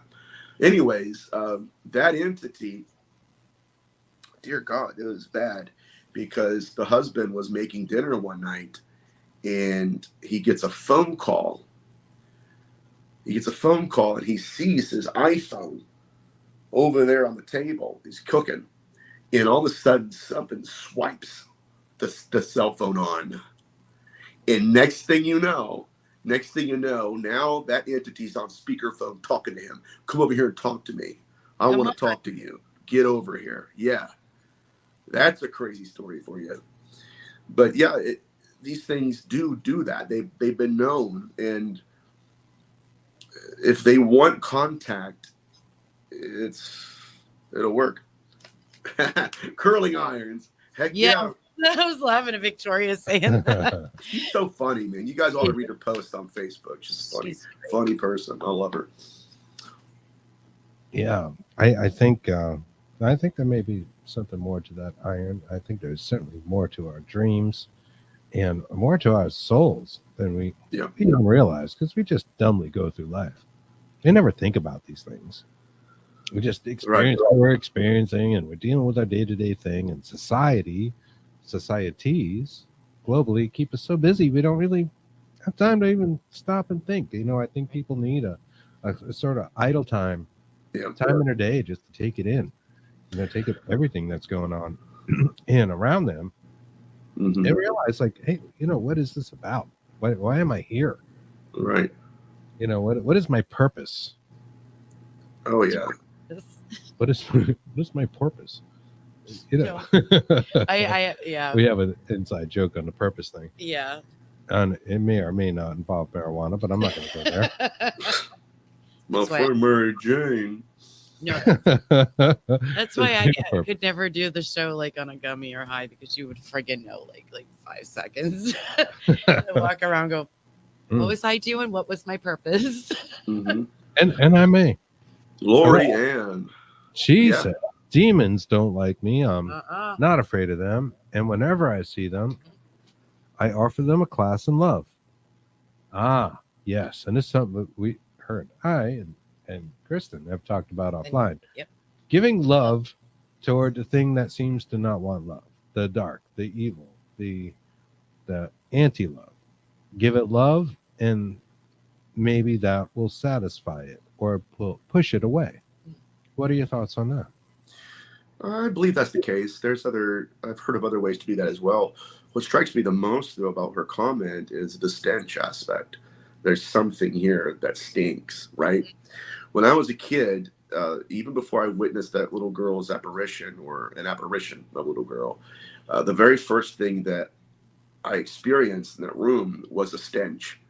It reeked. I mean, and what was so strange about it is, even to this day, I've never smelled that. And it wasn't like somebody left, I don't know, some food in there that had rotted in the summer heat. It was like, this is almost like death. There's something here. And demonologists in antiquity, they believe that you are actually smelling consciousness, in that it's an interesting hypothesis, even if it's not true. I don't know if it is, but it's interesting. But they said that the consciousness of an unclean spirit, which is what they called a demon prior to the 1st century, it carries the same stench of the corpse it left. Really? Cheapers. Right. Now, if that's true, this is why, at least I teach people, for 2 reasons. Number one, if you're in a house and you're dealing with a malevolent entity and you smell that, Dr. Barry Taft calls it rotting or decomposing. There's a reason why he said that, decomposing organic matter. He's referring, it smells like death. Mm-hmm. Number one, you are dealing with a demon. You are dealing with an unclean spirit. Number two, that entity is actively trying to possess you. This goes back to the origin of spirit coming through the nostrils and into the body. And that's why. What do I smell? It's kind of a catch-22. Well, I smell it. Now I know it's here. But now that I smell it, it's almost trying to access me. Moving on deeper, this is why your ancient exorcists would go in and they would take a ring. Some of them, when it was cloves of garlic or something, and they would put it up to the nostrils of the possessed person and pull that entity out. In other words, now I'm smelling something different, right? And now the theory was that the spirit leaves to block the foul stench. Yeah. Right. Oh, that's an interesting thought. Yeah. But it goes back to, again, this is so interesting because it goes back to the origin of a demon prior to Greek mythology, like mythologizing it or whatever, just kind of, creating a whole new narrative. Before that, it was the mutated ghost. Before that, it was to the point that their word ruach meant to inhale life through the nostrils, because that was the origin of that formerly human being. In fallen angels, they never inhaled life through a nostril. You know what we did, right? And so that was their theory. But I'll shut up. I know I ramble. Oh no, we want you to do that. We didn't bring you on here to shut up. I got you. I'm kidding. No, I love that. And on that note, we are watching some information on the Idaho murders. Those college students, horrible, horrifying. They say that the smell of blood, when outside, people outside the building could smell blood. That's how bad. Because it was so horrific, brutal, man. Yeah, very brutal. Yes, I guess it's kind of a copper kind of smell. They said that the blood was seeping out of the pores of the house. Yes, it's terrible, horrifying. From a killer who was so dumb that he left his own DNA on a sheath and laid it by the. I have a huge thing with this. I know. He cannot be a PhD. I mean, this is a whole other show, and I don't. No, he can't have a PhD in criminology and be like, okay. He doesn't. He was a student. I mean, in fairness, matter. He was a student of criminology, but he should have known better. Something something was driving him. And one of the topics we've talked about before was serial killers, possession. And I firmly believe in that. I think that serial killers are somewhat possessed and that they can't Many of help them are, themselves. For somebody to get involved in criminology, know the conclusions of so many cases. This is what you study, how killers get caught, how crimes get solved. To leave a sheath with your DNA on it makes me think he didn't really want to do it. Now, I'm not trying to make him better in this when I say this in any way, shape, or form, but what drives somebody to that kind of madness anyways? I mean, the obvious thing is, why the F would you even do such a thing? No matter how pissed off you were, the average person doesn't go around and say, well, I'll just kill all of them with a hunting knife. It doesn't happen. Yeah, and this is another fascinating subject. I did a show with Kevin Moore years ago, and he told me straight up, he said that he had been in contact with Dennis Rader. And Rader was signing all of his letters he would draw a rabbit. And finally he asked him, like, this is kind of weird. Like, who would, if there's a person on this planet that doesn't sign their name as a rabbit, like it would be the BTK killer. You're kind of a brutal guy, And BTK said, no, that's my demon Rex. And all of the victims that I had killed in my life, I killed for this demon Rex. Even the Zodiac killer, when I think it was a group of college students that were in their PhDs, they deciphered his code. And his code said that all of my victims will be mine in the afterlife. And the reason I didn't kill more than a number that I needed is because I only needed that much. So it's pretty crazy stuff. Absolutely. I mean, the serial killer mentality, I have to think that it does have something to do with possession. It has something to do with a person not being able to help themselves. You and I have talked offline about a sort of temporal possession experience that I had. And it was very driven to hurt people, thankfully for a short time, without losing all consciousness. But I felt extremely driven. And I think if a person were to live with that 24/7, I don't think they could help it. I really don't. Matter of fact, guys, now that we're on the subject, I completely forgot this, but it just came back to me. This kid in Idaho has been telling people that demons are in his brain and, weird stuff. Now, I'm not one of those guys that, I don't know. I'm not one of those guys that would sit there and say, okay, the devil made me do it every time, right? I'm not saying that, but what I'm saying is when you have people like Dahmer who would literally almost lose consciousness, he would go in and out. Matter of fact, his last living victim, he tried to drug him with liquor. He didn't drink liquor, he drank beer. And so he never drank the liquor, but he goes in to use the restroom. He comes out, and Dahmer's watching his favorite movie, which wasn't Pocahontas, by the way. It was The Exorcist. Yes. And he's swaying back and forth, speaking in an unknown language. What? What the How's heck? that not possession? Yeah. He's watching a movie about possession. Yeah. And it's probably torturous to that person to a degree, at least for a while. I don't know. Maybe some people are more inclined toward it. I'm not sure. A lot of them, hurt animals as kids. And that kind of thing. Yeah, that's the psychopathic. Does the possession occur from the fetus? Is it some sort of mishap from the soul harvesting that we were talking about earlier? Yes, and 100%. Half and half kind of situation. In my book, I say that the ghost grows in the child. And now, see, this gets into this aspect too. The Apocalypse of John, Apocrypha of John. He talks about this. He talks about these beings manifesting to women as apparitions. Why? Because they're souls. And what they're wanting to do, again, is create a child to place their consciousness in. And then what happens is sometimes, now that thing has a body. Now, there's Ruth Montgomery's theory. Ruth Montgomery, she propagated the theory of the walk-in, right? Where we mentioned it before, Chris, where something will step in, look through your eyes, move in your hands, then it leaves. This is a different kind of possession. This would show us the role pregnancy plays, because it's a permanent body for it now. It's not transitory possession. This is what Malachi Martin calls perfect possession, where you could be at work with somebody and have no idea that there's an entity in them. And Malachi Martin kind of framed it like this. He said, this is why you have doctors who will go 25, 30 years and then murder their entire family. And then in their notes tell you, I don't know what happened, something just took control. Not too long ago.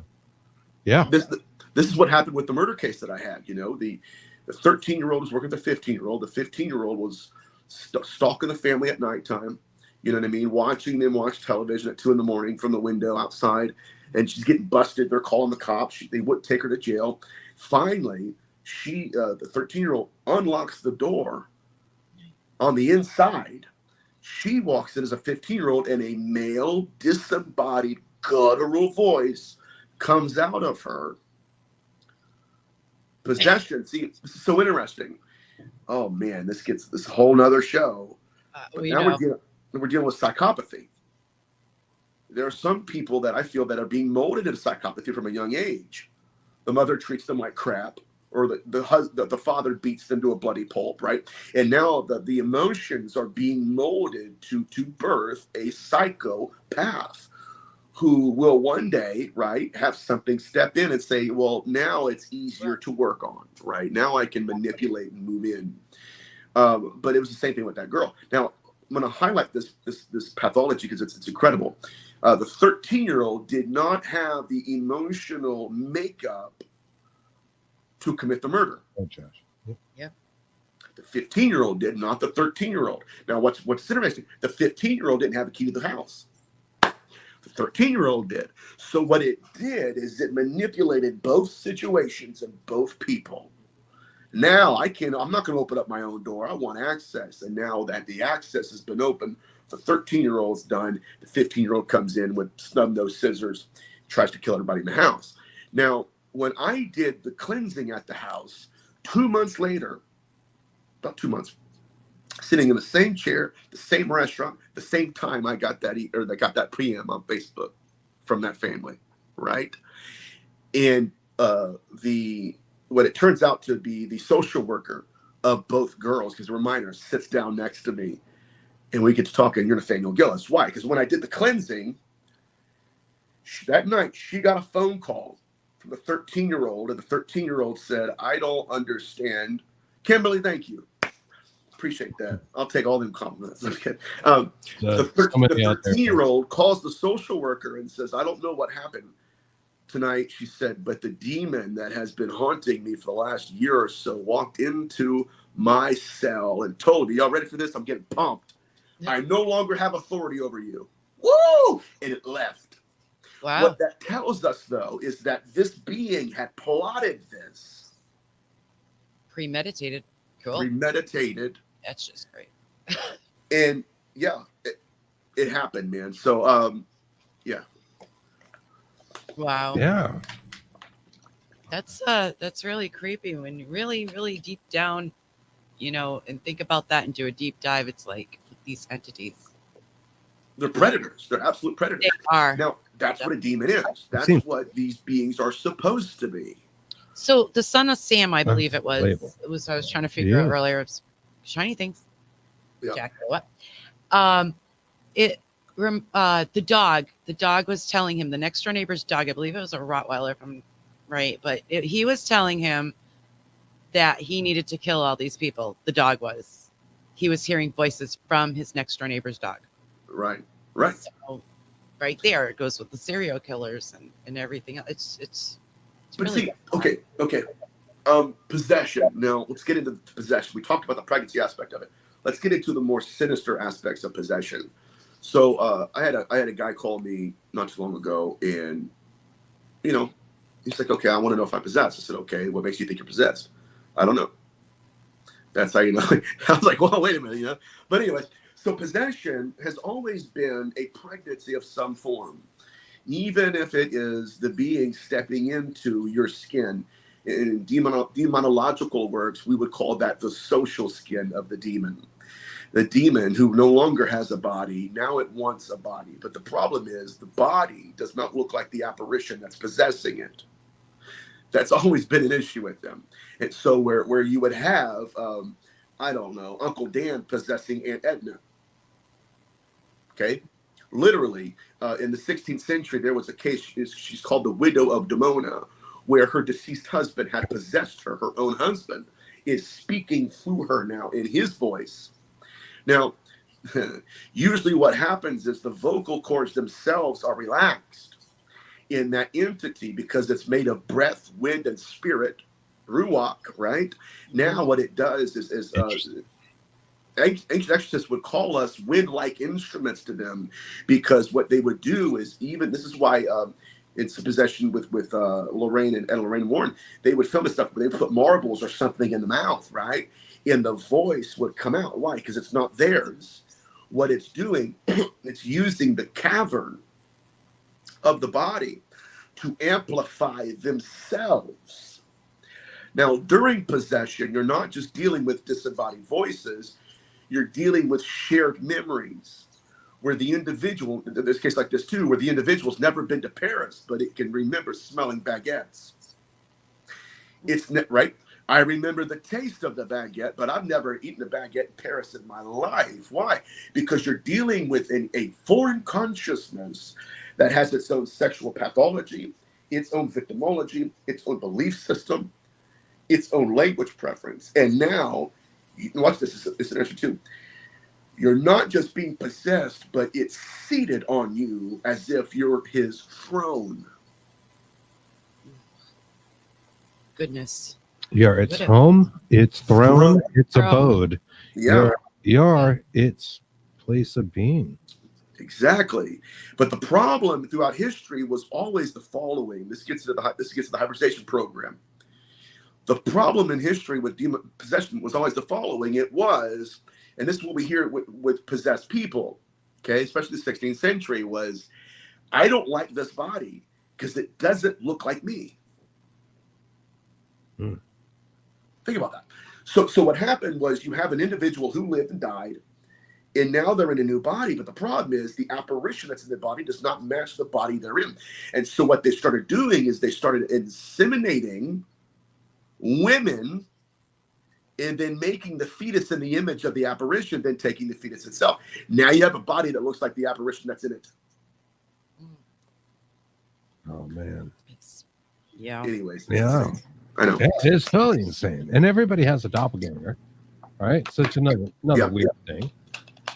I don't know how many people have told me, like, are you somebody? And they'll get some name. I have to, like, yeah. No, like, oh my God, you look just like them. You know, that sort of thing. It makes you wonder, as far as like what our faces look like, our physical bodies, if that's important to a consciousness post-mortem. Well, there are others, you know, and there's some that maybe look like some, and I imagine the idea of opportune moments comes up, you know, to intersect themselves. There's a couple of questions over there. I just wanted to let you know. Okay. Laurie says, how does possession come into play with it? No, that was an older question. We did that one. So possession 9 10s. Pretty much. Kimberly says there's a question. Okay, Kimberly. Yeah. Let's see. I don't see it yet. Kimberly's picture of the rat demon. Oh, okay. Yeah, she was mentioned something about a rat demon earlier. She has sleep paralysis, and it's not the old hag. It's actually a rat-looking type creature, and it's called, like, she calls it the rat demon. And I was just wondering. She was wondering. Very interesting. If you've ever seen anything like that before. I haven't. Howard Petrie talked about the shit demon on our show, and others. That's an interesting one, and that goes back to crucifixion times. Demon apparently brought about by the feces that's excreted upon death. The dung demon. Yes. Yeah. Dung, yeah. We could call it the dung demon. Yes. Yeah. Probably a little more acceptable for the kids out there. Laura Remaine's been kicked out 4 times, this poor girl. Oh my God. I don't know, my friend. There's so much stuff going on, and life is just so crazy and confusing. Mm-hmm. And as I mentioned earlier, I feel like we're kept pretty busy. We have little time to think about these things, this weirdness, and you got to shake it off and go to work or deal with your family or whatever the hell are you doing in that day. Some of these things we shake off, I suspect, are a lot deeper and bigger than what we think. I want to see it. I have a picture of the attachment in my house. It's clear as day. Laura says, Echo says, Okay. the brown note. Jeez, Laura. Yes. The brown. Here we go.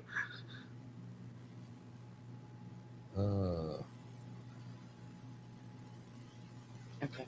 I don't know. A lot of things going on out there and brewing, and I think people are trying to get stuff out. Could you send it? I'm not sure where you're sending that, Kimberly. Is that you, Chris? Yes. All right. So we'll get to that. Soul harvesting, the stealing of consciousness. That one gets me because so many of us just think and want to think that there is a life postmortem, a life after death, that we exist and we go on. If something could take that away, I mean, where do you go? Do you think that these souls are maybe like, have you heard of a case where maybe possession came in, the thing takes over, but the spirit of the person that was possessed gets jutted out and people are able to communicate with that spirit separately from the person? I haven't heard of that yet. At least not in the texts. Now, that would mean by location, wouldn't it? Well, it isn't necessarily by location if you're talking about two consciousnesses trying to occupy one body, right?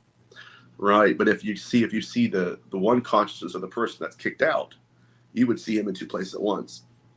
You would see his body, right, and then you would see maybe his apparition or his soul. I don't know. His spirit may live on. That's where I'm going. Like, are they actually stealing the thing, killing it, and then there's an end there to that consciousness, or does it persist on in just another form and like, hey, I lost my body? I think that's right. Yeah, absolutely. Because Dr. Colin Turner had a case where these beings abducted her. Yeah, we call it abduction now, right? We're still looking for correct terms, but yeah, they were soul hunting, and she they were trying to do things to her, make her do things, and she's like, I'm not complying. I'm not doing any of this. And they pointed to her, pointed in the corner, and she looked in the corner, and there's another copy of her body. Now, this is an interesting case, but they said, look, if you do not comply with us, we will kill you. Right. And we'll place someone else in that body and send that body back, and no one will know the difference. It'll look like you, but it's not you, which leads me to kind of say something that is profoundly terrorizing. Not everybody that returned made it back. Jeez. Can't imagine. Good Lord. The good Lord, right? How many people, right? How many people, it's just like some of these case studies in Beyond UFOs, who did not consent. And you guys got to watch my last show on Leak. I talk about this, the dead and the role they play. And is it possible that's why people like Strieber and these other experiencers, during their abduction accounts, they're witnessing deceased loved ones and deceased friends, some of which they had no idea had even died. Oh, God. Right? Those who hunt the souls of men to make them fly. We're dealing with, again, scary stuff. It is. It's really scary. Because this is all we got at the end of the day. It doesn't matter how much money you have in the world. It doesn't matter, what earthly things you have, earthly pleasures and treasures. If you don't have consciousness, well, what have you got? Right. You don't have anything. I'll tell you what dream. I'll tell you a dream real quick. I've never told this on a show before, but since my youth, if it's a spirit it'll usually manifest to me in my sleep. I'll feel it, and I have a control mechanism where I'll either wake up or something. I know it's a spirit. Even when I wake up after, okay, it's a spirit, I'll deal with it, whatever. Well, there was a particular dark night in my research, and I go to bed, and I don't know about you guys. I fall asleep to Frasier. I watch Frasier. Yeah, I know you're a fan. Yeah, dude. That's cool. So what I'm about to tell you had nothing to do with Frasier. This was something completely different. Like, the reason I say that is because, it's not like I fell asleep to the X-Files, right? Or something like that. Makes sense if that happened. No. Right. People dream. But in this dream. Yeah. The environment influences the dream. Yeah. In this dream, I am in this environment, this room that had corridors and everything. And in the feeling in the dream, the feeling was just complete and utter hopelessness. And I was watching people get terrorized by these things. And I watched one person try to commit suicide, but he realized he was already dead. Oh. Wow. It reminds me of a residual haunting in a certain way. Doing the same thing over and over. That's way deep, way dark. But I'm telling you, he couldn't do it. Like, he realized, oh my God, I can't get out of this. Like, it's not something, if you press end or delete, I cannot delete this reality. And I don't know, because perhaps that was reality. There was no other escapes. There wasn't an escape room or something. And I watched his face drop, or his image just change when he's like, wait a minute. So, but this gets back to, again, this idea that whatever these things are, and we see even Tom DeLonge, and I know people, even, it doesn't really matter. All of the good researchers talk about this. They know this. Like, the evidence suggests this, that whatever these things are, they operate outside of space and time. What we call that death. Yeah. There seems to be no time on the other side, even in the etheric or astral forms. I'm doing a note here. Maybe I don't know why you'd be dreaming this, but here's my question. Maybe they were trying to change their outcome, but why would you? Maybe you were sent there. Why were you dreaming of that? Right. It was bad. There was another dream that I had, and I'm not a dream divine or anything, but in this dream, I had walked out of my house. There's a field next to my house, and there was a metallic ship. And I know the reason I don't tell people this is because I don't know what happened. I'm not saying it's an abduction. I have no idea. Whatever. But I was on this metallic thing, and there are these people in lab coats, and I see tons and tons of sick people. And they were groaning and moaning and stuff, and it stunk. Like, it really stunk. And anyways, I don't know what these accounts are, but I do know that what's the mentality about it? First of all, let's assume that the friend that Whitley Strieber noticed in his abduction with these beings, let's assume that we know his mentality, right? Let's just assume that was a friend of ours, or a brother, or a husband, or a wife. How would we feel knowing that? Right? I remember years ago, about 2:00 in the morning, someone had found my number, and it was a twin. This is really sad. It broke my heart because I didn't know what to do. I did not know what to do. That's the most uncomfortable thing, right? It's not a question I can answer. What can you do, Nathaniel? I can listen, and I can be a friend to you. Really, that's really what it comes down to.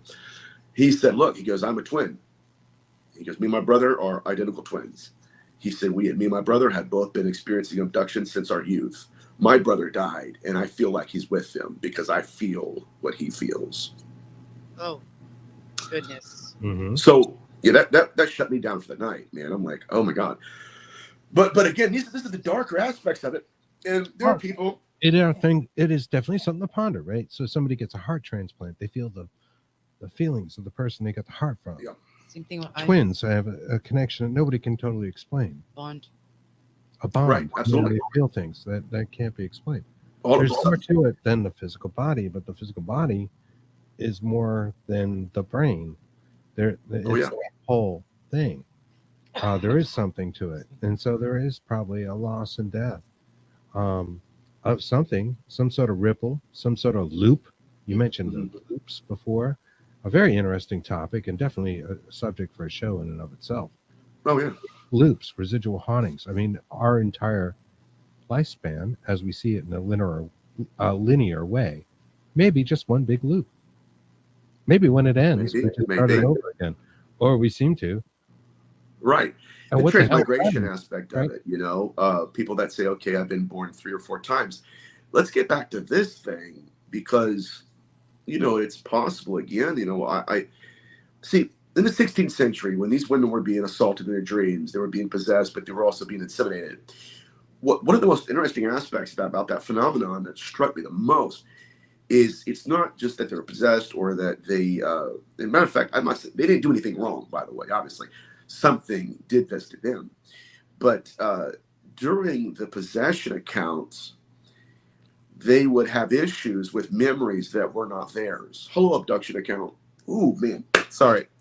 Things that show up, right? Screen memories, what they thought they were. It's so interesting. But they would battle with this. Why do I have a suddenly affinity for like eating peas? I've always hated peas. Well, the entity that was in them, right? It was stretching itself into their skin. And so now you have something that's completely alien to what's already present. Mm-hmm. Right? Like you said, the heart transplant stuff. We've had cases where the person's sexuality changes to the sexuality of the heart of the person the heart came from. Right. Right. So what's going on? I don't know altogether, but it's pointing to the existence of the afterlife.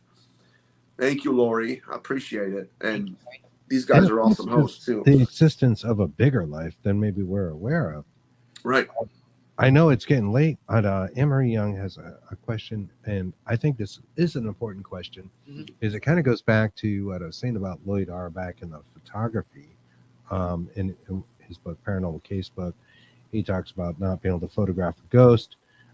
He did mention one of his explanations of ghost photographs being a psychokinesis imprint upon the photograph that the person taking the photograph may have imprinted out through PK and printed it. And I guess that's a possibility, right? Sure. I mean, it's certainly in the realm, and there's others. Anne-Marie Young asked, do you think we can be our own spirit guides? It's a good question. I don't know. And I'll tell you that. I really don't know. I think it's a possibility, but there are spirit guides out there. I agree with that. I think there are things that are definitely external, but can some of them be our own self, our higher self? People talk about a higher self all the time, right? My higher power. It could Fitzgerald, be your best. Fitzgerald just did a show the other day, and I was listening to him, and I think it was about Ted Rice. I'll just say, okay, Ted Rice believed he was talking to his deceased grandmother for 26 years until it told her to do something that was completely against what his grandmother was, or his mother was saying. Right. Spirit guides. It's tough, man.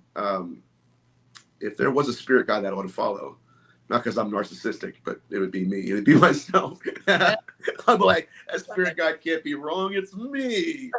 Oh, you're hoping it's some better version of yourself, like an ancestor or something like that. And I think probably in a lot of the cases, it is those things, right? But not necessarily. Right? These things can be sneaky. Maybe tricksters. For sure. Well, that's stepping in right into roles, as we always say. So isn't an ancient culture on this planet that doesn't have a trickster spirit attached to it somewhere, right? Like why? Some fairies. Right there. Why is that? Because it happened. That's why. Things like that, what you just mentioned. Shit happened. It's the dung. Going back to the dung demon. This has been great, my friend. Dude, the audio. Let me tell you guys something, man. Not you two, obviously, but the listeners and everyone. We have done a show before, years ago, where it was, I think, 4 hours long, right? Mm-hmm. Yes. And due to no one's indiscretion or we did everything right. Chris and Kristen, gracious hosts, they pushed all the right buttons. Everything was perfect until we realized it wasn't recorded. Yeah, we did go through. Remember that? 4 hours. I'm so sorry. That's no, it wasn't you guys. That's what I'm saying. It wasn't you guys, dude. I mean, so the audio here, and I've experienced this in my own work, especially on shows. You know, if these things don't like what the subject matter is, yep, they'll start screwing with things in hopes that we'll just shut it down, wrap it up, and see you next time. But we pursued. I tell you what, I'm thinking. How about the one we had EVPs with the whole thing? Oh, we got to tell about that. So Reginald, thank you. They were thank talking you so amongst themselves, and it was like, wait. One of them said, wait till they all hear it. They're molters. I've never heard anything like that in my life. That was so freaking creepy. Those are molters. I've had them email me and threaten me through people. Good Lord. Yeah, we're going to be waiting for you when you die.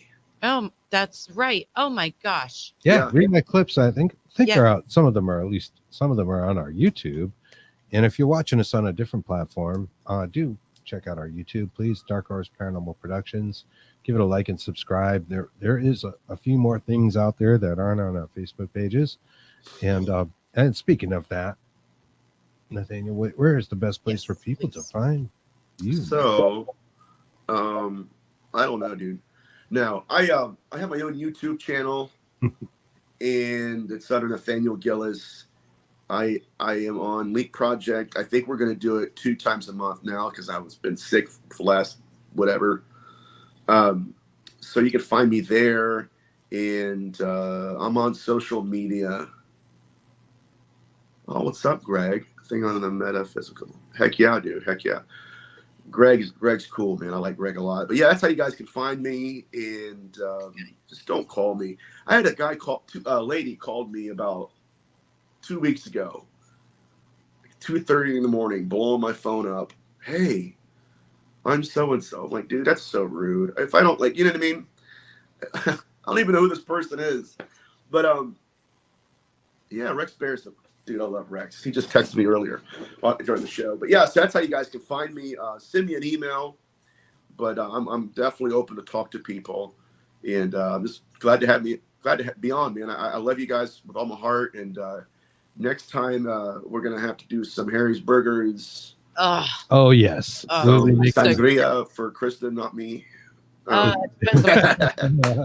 Yeah, are you sure about that now? Don't you like the way? No, that's the devil's blood right there. There's a story behind that. Oh my god, that was going to be the death of us all. I think. Yeah, with sangria. Hey. Oh my god, and I'm not doing Allagash White either. Oh, bastards! What was it? The Snallygasters. The Snallygasters. Oh my lord. Good times, man. Good times. Fun times. Excellent. Well, this has been great. Yes, thank you again. And we've had fun. Thank you for coming in and doing this and being patient with us with the time. We had a wicked good time. Wicked good time. Couldn't find my khakis. Had to get a seltzer. We love you. Stick around. Thank you. We're gonna wrap up, and we'll be right back.